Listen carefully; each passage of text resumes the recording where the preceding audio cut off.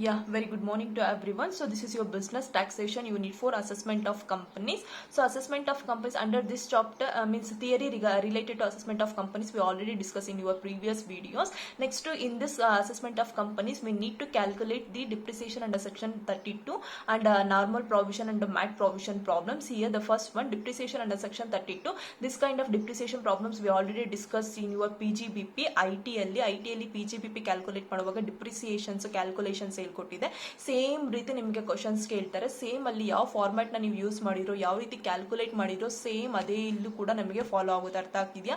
ಯಾವುದೇ ರೀತಿ ಚೇಂಜಸ್ ಇರೋದಿಲ್ಲ. ಅಲ್ಲೇನು ರೂಲ್ಸ್ ಅಂಡ್ ರೆಗ್ಯುಲೇಷನ್ಸ್ ನೀವು ಫಾಲೋ ಮಾಡಿರೋ for the purpose of providing normal depreciation, additional depreciation, same rules ನ ನೀವು ಇಲ್ಲಿ ಅಪ್ಲಿಕೇಬಲ್ ಮಾಡಬೇಕಾಗುತ್ತೆ. ಯಾವುದೇ ರೀತಿನೂ ಚೇಂಜಸ್ ಇರೋದಿಲ್ಲ. ಅರ್ಥ ಆಗ್ತಿದೆಯಾ? ಸೊ ಹಿಯರ್ ನಿಮ್ಮ ಅಸೆಸ್ಮೆಂಟ್ ಆಫ್ ಕಂಪನೀಸ್ ಅಲ್ಲಿ ನಿಮಗೆ 100% ಫಾರ್ 6 ಮಾರ್ಕ್ಸ್ಗೆ, ಅದರ್ವೈಸ್ 14 ಮಾರ್ಕ್ಸ್ಗೆ ನಿಮಗೆ computation of depreciation under section 32 ಅಂತ ಕ್ವಶನ್ಸ್ ಬರುತ್ತೆ. ಪ್ರಾಬಬ್ಲಿ ನಿಮಗೆ 6 ಮಾರ್ಕ್ಸ್ ಕ್ವಶನ್ಸ್ ಕೇಳ್ತಾರೆ. For that reason we have to discuss the computation of depreciation under section 32. Here the first one, calculate the depreciation as per IT rule for the year ending 31st March 2019. So here they provided particulars WDV, that means written down value on 1/4/2018. So opening WDV, additions during the year. So ಏನಾದರೂ additions ಏನಾದರೂ purchase ಮಾಡಿದ್ದಾರೆ extra, so ಆ informations ನ provide ಮಾಡಿದ್ದಾರೆ. Money released on ಅಸೆಸ್ destroyed, nothing but sale activity. So ಏನಾದರೂ sales ಆಗಿದೆ ಅದ್ರ ರಿಲೇಟೆಡ್ ಇನ್ಫಾರ್ಮೇಷನ್ಸ್ ಕೊಟ್ಟಿದ್ದಾರೆ. Next rate of depreciation. So here the first one is factory building. So factory building written down value informations ಇದೆ, additions ಆಗಿದೆ during the year, money released ಆಗಿದೆ, sales ಆಗಿದೆ, next rate of depreciations ಕೊಟ್ಟು ಈ informations ನ use ಮಾಡಿ ನಾವು ಯಾವ ರೀತಿ ಡಿಪ್ರಿಸಿಯೇಷನ್ಸ್ ನ ಕ್ಯಾಲ್ಕುಲೇಟ್ ಮಾಡ್ತಾ ಇದ್ವು, ಯಾವ ಫಾರ್ಮ್ಯಾಟ್ ನ ಯೂಸ್ ಮಾಡ್ತಾ ಇದ್ವು, ಅದೇ ರೀತಿ ನಾವಿಲ್ಲಿ ಡಿಪ್ರಿಸಿಯೇಷನ್ಸ್ ನ ಕ್ಯಾಲ್ಕುಲೇಟ್ ಮಾಡಬೇಕಾಗುತ್ತೆ. Next residential house for employees, same thing, WDV additions ಇದೆ, no sale related informations, next rate of depreciations ಇದೆ, ಅದನ್ನ ಯೂಸ್ ಮಾಡಿ ಕ್ಯಾಲ್ಕುಲೇಟ್ ಮಾಡಬೇಕು depreciations. Next furniture and fittings, same value provide means again value provide ಮಾಡಿದ್ದಾರೆ. Next plant and machinery, air compressor, solar power generator, scanner for the office. So ಇಲ್ಲಿ mention ಮಾಡಿದ್ದಾರೆ scanner for office use ಅಂತ mention ಮಾಡಿದ್ದಾರೆ, ನೆನಪಿರ್ಲಿ. ಅರ್ಥ ಆಗ್ತಿದ್ಯಾ? Next plant and machinery. So plant and machinery, this is what 20,40,000 as WDV, 6,50,000 as addition. So money released is 2,70,000. The rate of depreciation 15%. Air compressor, there is no information related to WDV and also there is no information related to sales related activities. Next they provided information regarding additions during the year, rupees 32,000. This is 32,000 and rate of depreciation is either solar power generated 1,50,000. This is 1,50,000. Next to scanner for the office is 8,000. Next very important, the additions to building, factory and residence were made on 1/5/2018. So ಈ factory and residence ಗೆ ಏನು additions ಆಗಿದೆಯೋ, additions ಆಗಿರೋ ಈ value that is made on 1/5/2018 ಅಂತ date ಕೊಟ್ಟಿದ್ದಾರೆ. ಅರ್ಥ ಆಗ್ತಿದೆ? 1/5/2018 ಅಲ್ಲಿ ಇದು ಪರ್ಚೇಸ್ ಮಾಡಿರೋದು. So next furniture were added on 1/8/2018. So ಈ ಫರ್ನಿಚರ್ ಆಡ್ ಆಗಿರೋದು, ಫರ್ನಿಚರ್ ನ್ಯೂ ಪರ್ಚೇಸ್ ಆಗಿರೋದು 1/8/2018. ಸೊ ಏನಕ್ಕೆ ನಮಗೆ ಡೇಟ್ಸ್ ನ ಪ್ರೊವೈಡ್ ಮಾಡಿದ್ದಾರೆ ಅಂದ್ರೆ, as we discuss in your PGBP, so dates that will helpful us to know whether assets are satisfied the condition of 180 days. So 180 days condition satisfied ಮಾಡಿದ್ರೆ, so normal depreciations ಅಲ್ಲಿ ಎಷ್ಟು rate ಇರುತ್ತೋ complete rate ನ ನಾವು ಡಿಪ್ರಿಸಿಯೇಷನ್ಸ್ ಅಂತ ಕೊಡ್ತೀವಿ. If ಏನಾದ್ರೂ assets 180 days ನ ಸ್ಯಾಟಿಸ್ಫೈಡ್ ಮಾಡಿಲ್ಲ ಅಂತ ಅಂದ್ರೆ, ಲೆಸ್ ದ್ಯಾನ್ 180 ಡೇಸ್ ಆಗಿದ್ರೆ half of the rate of depreciations ನ ಮಾತ್ರ normal depreciation or additional depreciations ಅಂತ ಪ್ರೊವೈಡ್ ಮಾಡಬೇಕು. For that reason they provided as date ನ ಕೊಟ್ಟಿರ್ತಾರೆ. ಡೇಟ್ ನ ಯೂಸ್ ಮಾಡಿ ಈ assets assessee more than 180 days hold ಮಾಡಿದನೋ ಇಲ್ವೋ ಅಂತ ಚೆಕ್ ಮಾಡ್ಬೇಕು. ಮೋರ್ ದ್ಯಾನ್ 180 ಡೇಸ್ ಅವ್ರು ಏನಾದ್ರು ಹೋಲ್ಡ್ ಮಾಡಿದ್ರೆ then full rate of depreciation ನ normal depreciation otherwise additional depreciations ಅಂತ ಪ್ರೊವೈಡ್ ಮಾಡ್ತೀವಿ. ಅಕಸ್ಮಾತ್ ಏನಾದ್ರು ಅವರು ಲೆಸ್ ದ್ಯಾನ್ 180 ಡೇಸ್ ಅದನ್ನ ಹೋಲ್ಡ್ ಮಾಡಿದ್ರೆ half of the rate of depreciation. So ಇಲ್ಲಿ ಏನು ರೇಟ್ ಆಫ್ ಡಿಪ್ರಿಸಿಯೇಷನ್ಸ್ ಇದೆಯೋ ಇದರಲ್ಲಿ ಆಫ್ ಮಾತ್ರ ನಾವು ಅವರಿಗೆ ಡಿಪ್ರಿಸಿಯೇಷನ್ ಆಗಿ ಆ ಅಸೆಟ್ಸ್ಗೆ ಡಿಪ್ರಿಸಿಯೇಷನ್ ಆಗಿ ಪ್ರೊವೈಡ್ ಮಾಡಬೇಕು. Next furniture were added on 1/8/2018. So ಈ ಫರ್ನಿಚರ್ ಅಡಿಷನ್ಸ್ 1/8/2018 ಅಲ್ಲಿ ಪ್ರೊವೈಡ್ ಮಾಡಿದಾರಂತೆ. Plant and machinery, air compressor and printers were added. So plant and machinery, air compressor, printer is nothing but related to scanner.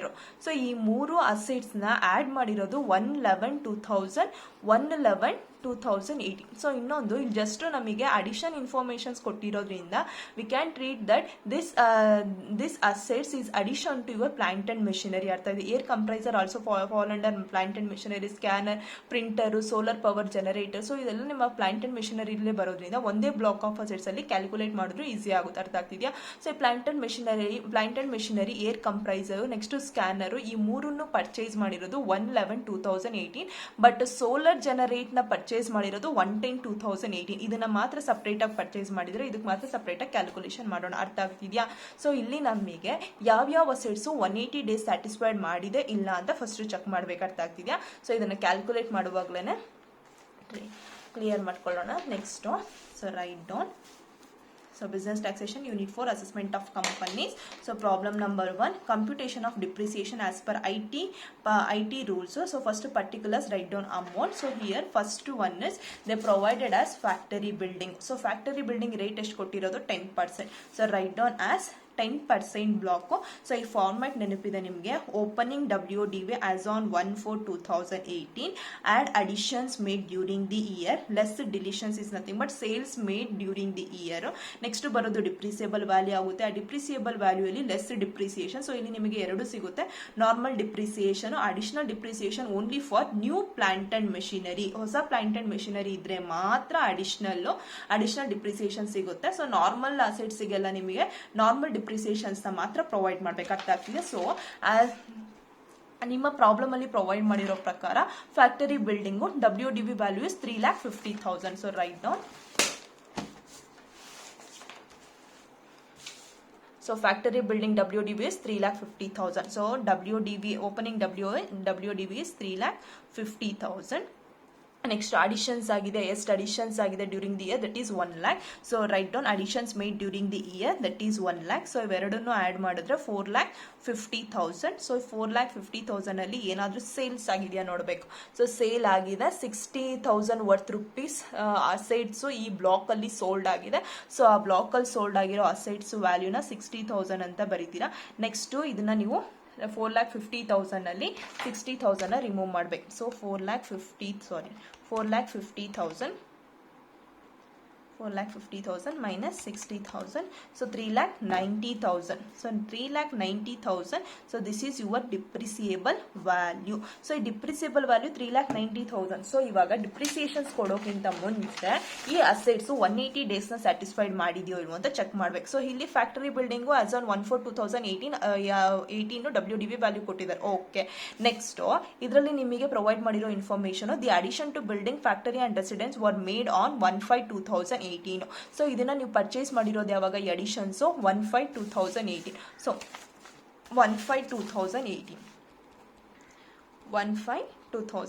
So ನಮಗೆ 180 days condition satisfied ಮಾಡಬೇಕು. Is nothing but 6 month, more than 6 months ಏನಾದರೂ qualified ಆಗಿದ್ರೆ we can easily treat that assets is qualified. 180 days condition ನ qualified ಮಾಡಿದೆ ಅಂತ treat ಮಾಡಿ ನಾವು full rate of depreciations provide ಮಾಡಬೇಕು. ಸೊ ಇಲ್ಲಿ 1/5/2018 ಇಂದ ನಾವು 31st March 2019 ವರೆಗೂ ರೀಚ್ ಆಗ್ಬೇಕು. ಅರ್ಥ ಆಗ್ತಿದೆಯಾ? ಸೊ ಇಲ್ಲಿ ನೋಡಿದ್ರೆ 1 5 5 6 7 8 9 10 11 12 1 2 3 ಅಂದ್ರೆ ಎಷ್ಟಾಯ್ತು? 11 ಮಂತ್ಸ್.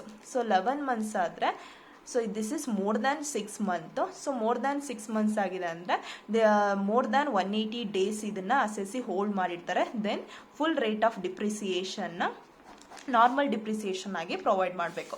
ಸೊ ಹಿಯರ್ ಸೊ ನಮಗೆ ಬಂದಿರೋ ವ್ಯಾಲ್ಯೂ ಎಷ್ಟು? 3,90,000. ಸೊ ಈ 3,90,000 ಮೇಲೆ rate of depreciation is 10%. So 10% ನ ಕಂಪ್ಲೀಟ್ ಆಗಿ ಪ್ರೊವೈಡ್ ಮಾಡಿದ್ರೆ 39,000 ಆಗುತ್ತೆ. ಸೊ ಈ 39,000 ನ 3,90,000 ಅಲ್ಲಿ ನಾವು ಡಿಡಕ್ಟ್ ಮಾಡಿದ್ರೆ 3,51,000. So 3,50,000 is your closing WDV. ಅರ್ಥ ಆಯ್ತಾ ಯಾವ ರೀತಿ ಮಾಡ್ತೀವಿ ಅಂತ? ಸೊ ಇದನ್ನ ನಾವು ಆಲ್ರೆಡಿ PGBP ಇದೇ ರೀತಿ ಕ್ಯಾಲ್ಕುಲೇಷನ್ ಮಾಡಿರೋದು, ಎಲ್ಲೂ ಕೂಡ ಚೇಂಜಸ್ ಆಗಿಲ್ಲ. ಅರ್ಥ ಆಗ್ತಿದೆ? Just we have to know whether the assets is satisfied 180 days rules ನ ಸ್ಯಾಟಿಸ್ಫೈಡ್ ಮಾಡುತ್ತೋ ಇಲ್ವೋ ಅಂತ ಚೆಕ್ ಮಾಡಿ ನೆಕ್ಸ್ಟ್ ನಾವು normal depreciation, additional depreciations provide ಮಾಡೋದಷ್ಟೇ. ಅರ್ಥ ಆಗ್ತಿದೆಯಾ? Next one is residential house for employees. Again they provided WDV addition. There is no sales related activities information.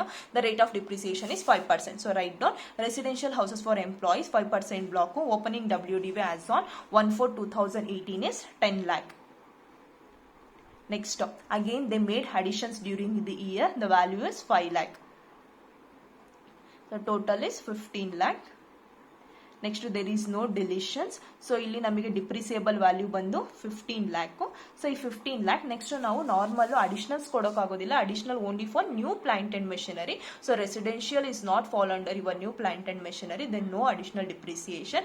Next we have to know whether this asset satisfied 180 conditions or not, 180 days condition or not. So again this property also purchased on 1/5/2018. So no need to do again the calculation because 1/5/2018 ಗೆ already ನಾವು calculate ಮಾಡಿದ್ವಿ 11 months more than 6 months. So full rate of depreciations ನ depreciation ಆಗಿ provide ಮಾಡಬೇಕು. So ನಮ್ಮ ಹತ್ರ ಇರೋ value ಎಷ್ಟು ಡಿಪ್ರಿಸಿಯೇಬಲ್ ವ್ಯಾಲ್ಯೂ 15 lakh. ಸೊ ಈ 15 lakh ಮೇಲೆ ನಾವು ರೇಟ್ ಆಫ್ ಡಿಪ್ರಿಸಿಯೇಷನ್ 5%. ಸೊ 5% ನ ಕ್ಯಾಲ್ಕುಲೇಟ್ ಮಾಡಿದ್ರೆ ಮುಗಿತು. So here 15 lakh into 5%. Sorry, 15 lakh. Yeah, 15 lakh to 5%, 75,000. So 75,000. So ಇದನ್ನ 15 lakh ಅಲ್ಲಿ ಲೆಸ್ ಮಾಡಿದ್ರೆ 14,25,000. So 14,25,000 is your closing WDV. So ಇಲ್ಲಿ ಡಿಪ್ರಿಸಿಯೇಷನ್ಸ್ ಪ್ರೊವೈಡ್ ಮಾಡಿರ್ತೀವಿ, ಟಿಕ್ ಮಾಡ್ಕೊಳ್ಳಿ ಬಿಕಾಸ್ ಲಾಸ್ಟಲ್ಲಿ ನಮಗೆ ಆ್ಯಡ್ ಮಾಡಬೇಕಾಗುತ್ತೆ. So here V provided 39,000 as depreciation. Here V provided 75,000 as depreciation. So next they provided information regarding furniture and fittings. So furniture and fittings ಕೂಡ calculation ಮಾಡಬೇಕಾಗುತ್ತೆ.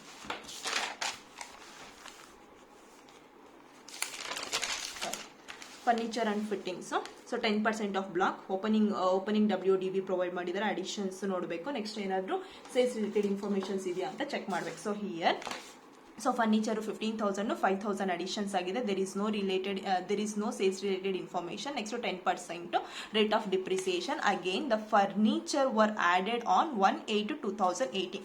so 1/8/2018 ಇಂದ ನಾವು 31st March 2019 ವರೆಗೂ reach ಆಗಬೇಕು. Because ಏನಕ್ಕೆ ಅಂದರೆ ನಮಗೆ ಇಲ್ಲಿ ಕೊಟ್ಟಿರೋ information we have to calculate depreciation for the year ending 31st March 2019ಗೆ ಕ್ಯಾಲ್ಕುಲೇಟ್ ಮಾಡಬೇಕು. ಸೊ 1/8 ಇಂದ ಅಂದರೆ 8, 9, 10, 11, 12, 1, 2, 3.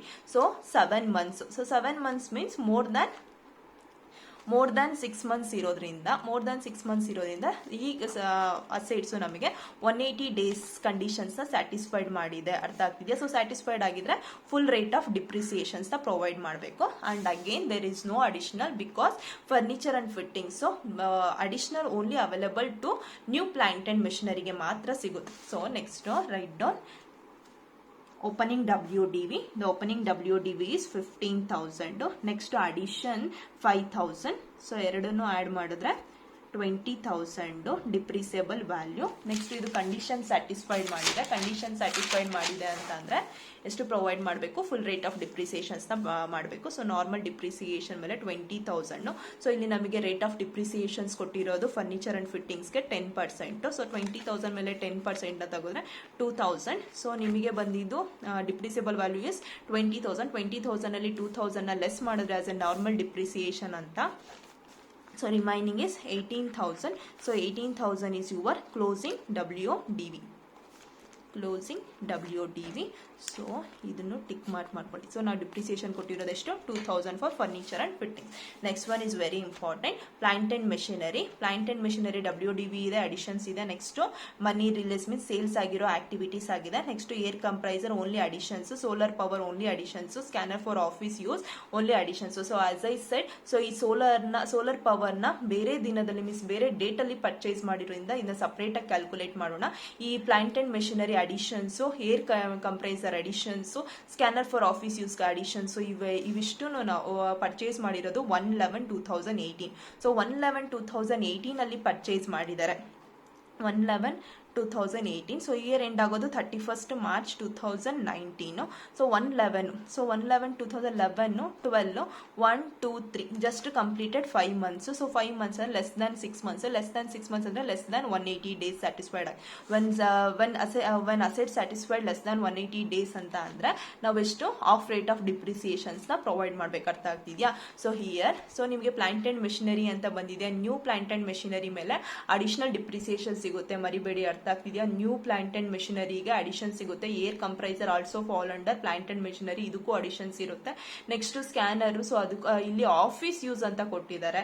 So any plant and so here additional depreciation under section 32 is applicable to assessee who is engaged in the business of manufacture or production of any article things. ಅರ್ಥ ಆಗ್ತಿದ್ಯಾ.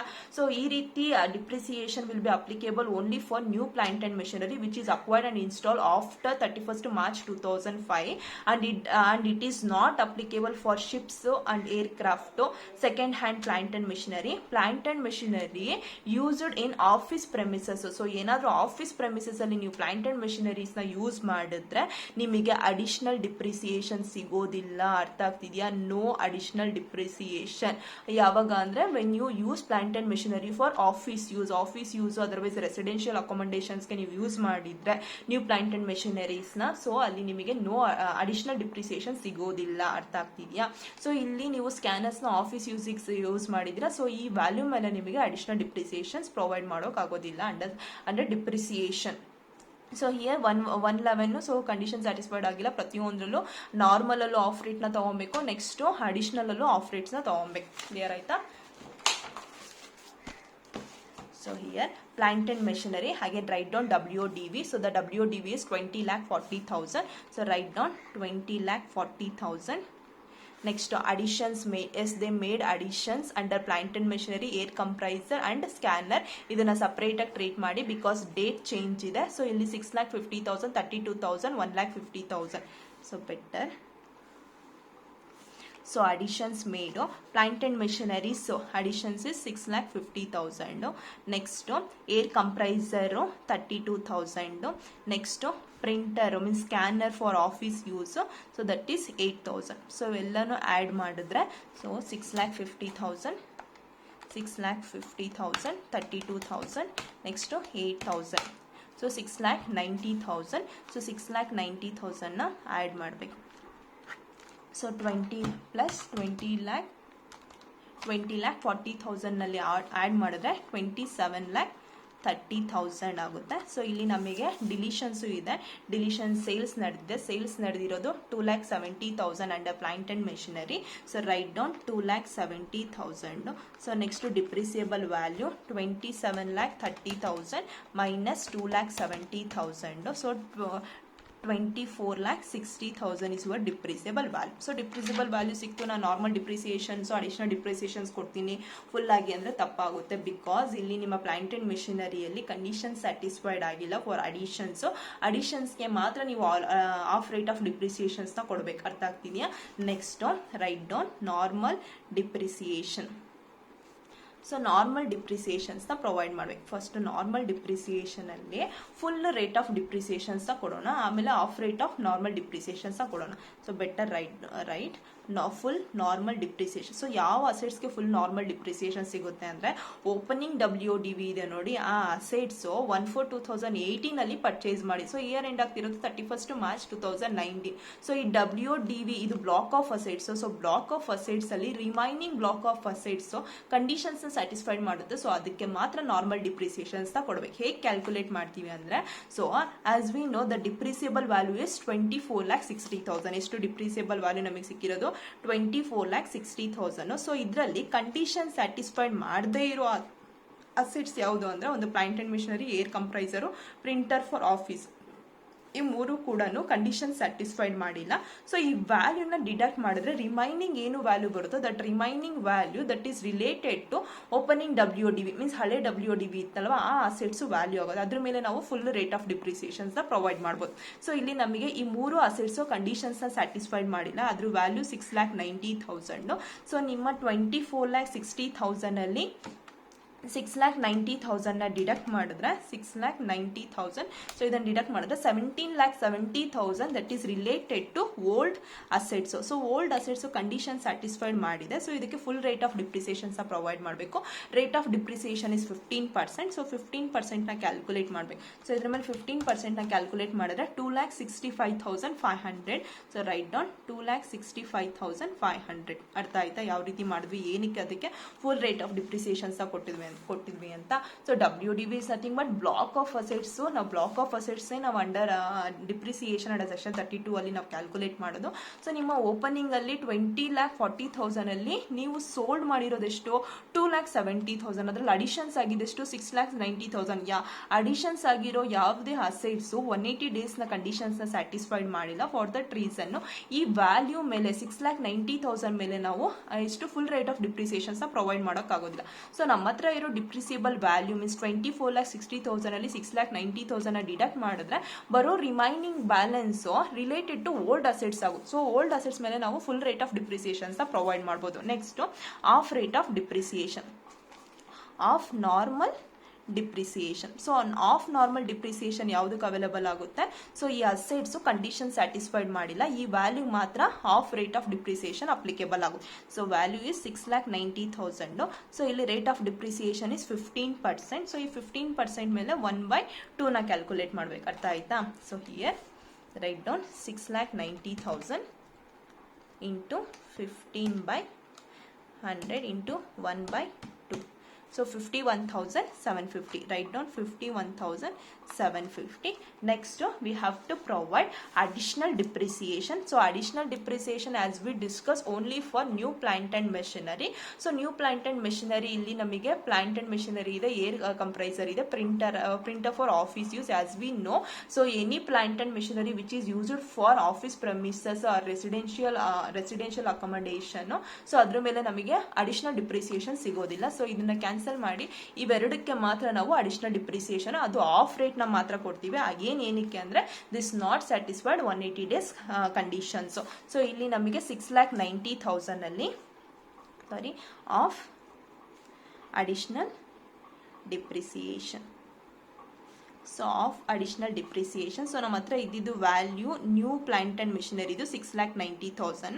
So ಅದರಲ್ಲಿ office ಯೂಸಿಗೆ use ಮಾಡಿರೋ printer value ಬಂದು 8,000. So ಇದನ್ನ deduct ಮಾಡಿದ್ರೆ so 6,90,000 ಅಲ್ಲಿ 8,000 deduct ಮಾಡಿದ್ರೆ 68,200 ಆಗುತ್ತೆ. ಸಾರಿ 6,90,000 minus 8,000 6,82,000 ಆಗುತ್ತೆ. ಸೊ ಈ 6,82,000 ಮೇಲೆ so 20%, sorry 6,82,000 into 20 into 1/2. Otherwise direct 10% ಅಂತ ಹಾಕೊಬಹುದು. ಸೊ ಇಲ್ಲಿ 20 into 1/2. ಸೊ ನಿಮಗೆ 68,200 ನಿಮಗೆ ಅಡಿಷನಲ್ ಡಿಪ್ರಿಸಿಯೇಷನ್ ಅಲ್ಲಿ ಡಿಪ್ರಿಸಿಯೇಷನ್ಸ್ ಪ್ರೊವೈಡ್ ಮಾಡಿ. ಸೊ ಇವೆಲ್ಲಾನು ಆಡ್ ಮಾಡಿ ಔಟರ್ ಕಾಲಮ್ ಅಲ್ಲಿ ಬರೀರಿ. 2,65,500 2,65,500 plus 51,750 plus 68,200. So 3,85,450. 3,85,450. ಸೊ ಇದನ್ನ ನಿಮ್ಮ ಡಿಪ್ರಿಸಿಯಬಲ್ ವ್ಯಾಲ್ಯೂಲಿ ಡಿಡಕ್ಟ್ ಮಾಡಬೇಕು. 24,60,000. So 20,74,550. 20,74,550. So this is your closing WDV. Closing WDV. So ಇದನ್ನ ನಾವು ಡಿಪ್ರಿಸಿಯೇಷನ್ಸ್ ಪ್ರೊವೈಡ್ ಮಾಡಿರೋದು ನಾರ್ಮಲ್ ಇದೊಂದು, ನೆಕ್ಸ್ಟ್ ಅಡಿಷನಲ್ಲು, ನೆಕ್ಸ್ಟ್ ಇದು ಮೀನ್ಸ್ ಟೋಟಲ್ ಆಗಿ ಡಿಪ್ರಿಸಿಯೇಷನ್ಸ್ ಪ್ರೊವೈಡ್ ಮಾಡಿರೋದು ಇದು ಲಾಸ್ಟಿಗೆ ಕ್ಯಾಲ್ಕುಲೇಷನ್ ಪರ್ಪಸ್ಸಿಗೆ ಬೇಕಾಗುತ್ತೆ. Next plant and machinery as we know. So this last one, the solar power which is purchased on 1/10/2018. So 1/10/2018 ಗೆ ಪರ್ಚೇಸ್ ಆಗಿದೆ. ನೆಕ್ಸ್ಟ್ 31st March 2019 ವರೆಗೂ ರೀಚ್ ಆಗಬೇಕು.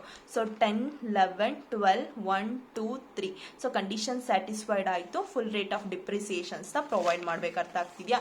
So again there is again plant and machinery 15% block. So ಇಲ್ಲಿ opening WDV. So here no information regarding opening WDV. So write it as nil. Next again additions ಆಗಿದೆ ₹8,000. So 8,000 additions ನ ಬೈರಿ 8,000. So next ಇದನ್ನ add ಮಾಡಿದ್ರೆ 8,000. Next no information regarding deletions nil. Next ನಿಮಗೆ depreciable value ಬಂದಿದ್ದು 8,000. So ಇಲ್ಲಿ ನಿಮಗೆ additional depreciation normal depreciations provide ಮಾಡಬೇಕು. ಬಿಕಾಸ್ ಈ solar power generator falls under plant and machinery. So ಇಲ್ಲಿ ನಮಗೆ ಅಡಿಷನ್ಸ್ ಆಗಿದೆ 8,000. ಸೊ 8,000 ಮೇಲೆ ನಾವು ನಾರ್ಮಲ್ ಡಿಪ್ರಿಸಿಯೇಷನ್ಸ್ ಪ್ರೊವೈಡ್ ಮಾಡ್ತೀವಿ ಅಂದ್ರೆ 15%. ನೆಕ್ಸ್ಟ್ 8,000 ಮೇಲೆ ನೀವು ಅಡಿಷನಲ್ ಡಿಪ್ರಿಸಿಯೇಷನ್ಸ್ ಪ್ರೊವೈಡ್ ಮಾಡ್ತೀವಿ ಅಂದ್ರೆ 20%. ಸೊ ಇಲ್ಲಿ 8,000 ಮೇಲೆ 15%, 8,000 into 50%, so 1 lakh. So 8,000 into 15%, 1,200. Next 8,000 into 20%, so 1,600. So ಎರಡನ್ನು ನೀವು 8,000 ಅಲ್ಲಿ ಲೆಸ್ ಮಾಡಿದ್ರೆ 8,000 minus 1,200 minus 1,600, so 5,200 is your closing WDV. So ಇಲ್ಲಿ ನಾವು ಡಿಪ್ರಿಸಿಯೇಷನ್ಸ್ ಕೊಟ್ಟಿದ್ದು 1,200, 1,600. Next we have to write total depreciations. So already ನಾನು ಕ್ಯಾಲ್ಕುಲೇಟ್ ಮಾಡಿದ್ದೀನಿ 5,91,450. ಸೊ ಎಲ್ಲ ವ್ಯಾಲ್ಯೂನು ಯಾವ್ದಾವ್ದು ಡಿಪ್ರಿಸಿಯೇಷನ್ಸ್ ಕೊಟ್ಟಿದ್ದೀರೋ ಅದನ್ನ ನೀವು ಟಿಕ್ ಹಾಕಿದ್ದೀರಲ್ವಾ, ಅದನ್ನೆಲ್ಲ ನೀವು ಆ್ಯಡ್ ಮಾಡಿದ್ರೆ ಫೈನಲಿ ಬರೋದೇ ನಿಮಗೆ ಟೋಟಲ್ ಡಿಪ್ರಿಸಿಯೇಷನ್. ಸೊ ಇಲ್ಲಿಂದನೇ ಕ್ಯಾಲ್ಕುಲೇಟ್ ಮಾಡೋಣ. 1,600 ಪ್ಲಸ್ 1,200. ನೆಕ್ಸ್ಟ್ ನಿಮ್ಮ plant and machinery, entire plant and ಮಿಷನರಿಲಿ ಪ್ರೊವೈಡ್ ಮಾಡಿರೋ depreciation first one is 2,65,500, 2,65,500 plus 51,750 plus 68,200. So 3,88,000. Next ಇಲ್ಲಿ ನಾರ್ಮಲ್ ಡಿಪ್ರಿಸಿಯೇಷನ್ಸ್ ಕೊಟ್ಟಿದ್ದೀರಾ 2,000, ಸೊ ಆ್ಯಡ್ 2,000. ನೆಕ್ಸ್ಟ್ ಇನ್ನು ರಿಮೈನಿಂಗ್ 2 ಅಸೆಟ್ಸ್ ಇದೆ, ಆ 2 ಅಸೆಟ್ಸಲ್ಲಿ ಸೊ ಇಲ್ಲಿ ಫಸ್ಟು 39,000 ಕೊಟ್ಟಿದ್ದೀರಾ, ಸೊ ಆ್ಯಡ್ 39,000. ನೆಕ್ಸ್ಟು ಇಲ್ಲಿ last 75,000, so 75,000. So 50,450 yeah. So 50,000, 5,04,250. So this is your total depreciation. Thank you. So make it as note. So additional depreciation note na barಕೊಳ್ಳಿ. So that's it. Thank you.